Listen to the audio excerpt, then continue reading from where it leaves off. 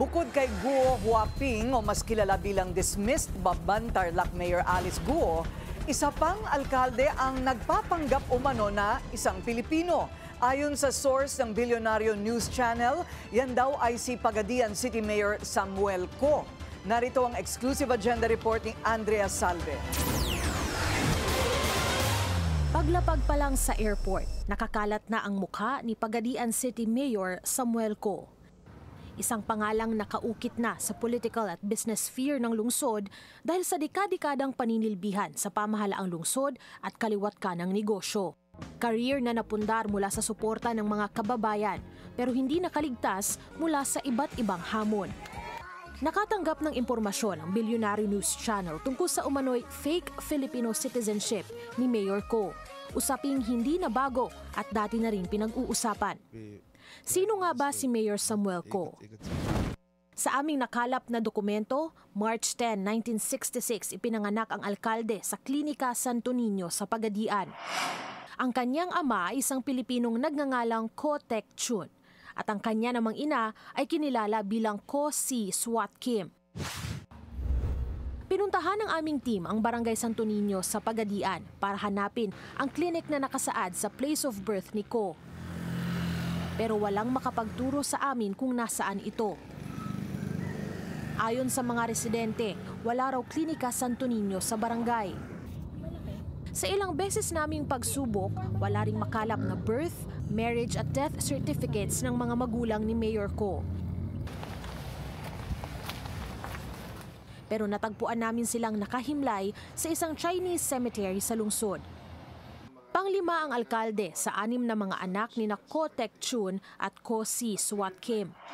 Nakakuha kami ng kopya ng certificates of live birth ng dalawa nitong nakatatandang kapatid na sina Alexander at Wilson, na pangatlo at pang-apat sa magkakapatid. Ang katakataka, sa certificate of live birth ni Alexander Co, malinaw na Chinese ang nakasulat na nationality ng parehong mga magulang nito. Pawang ipinanganak sa Xinjiang, China. Pero pagdating sa dokumento ni Wilson, tila binura ang nakasulat na Chinese at pinatungan ng Filipino. Hindi na rin Xinjiang ang nakasulat na birthplace ng ina nito. Batay sa dokumento, sa Puqian, China ito ipinanganak. Inimbita namin para sa isang interview si Mayor Co tungkol dito. Sa isang mensahe sa BNC, nanindigan itong siya ay Pilipino. Hindi pa raw siya ipinanganganak ay Filipino citizens na ang kanyang mga magulang. Nananatiling bukas ang BNC para sa panig ni Mayor Co. Sa kasalukuyan, hindi bababa sa 10 ang mga negosyong nakapangalan sa alkalde. Hindi lang sa Pagadian. Meron din sa Ozamis at Iligan. Dati na rin itong naaresto sa kasong syndicated estafa noong 2013 dahil sa kaugnayan niya sa Aman Future Scam.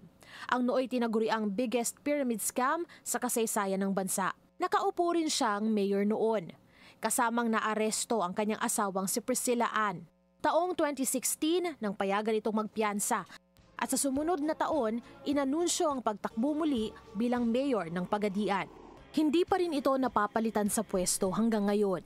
Nitong huling halalan na naig si Mayor Co laban sa numero 1 nitong katunggali na si dating Zamboanga del Sur Governor Victor Yu.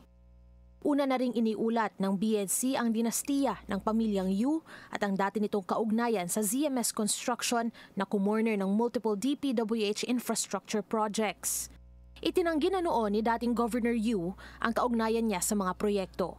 Para sa agenda, Andrea Salve, Bilyonaryo News Channel. Manatiling nakatutok sa Bilyonaryo News Channel. Sumubaybay sa aming social media accounts at mag-subscribe sa aming YouTube channel para sa mga bago at eksklusibong balita.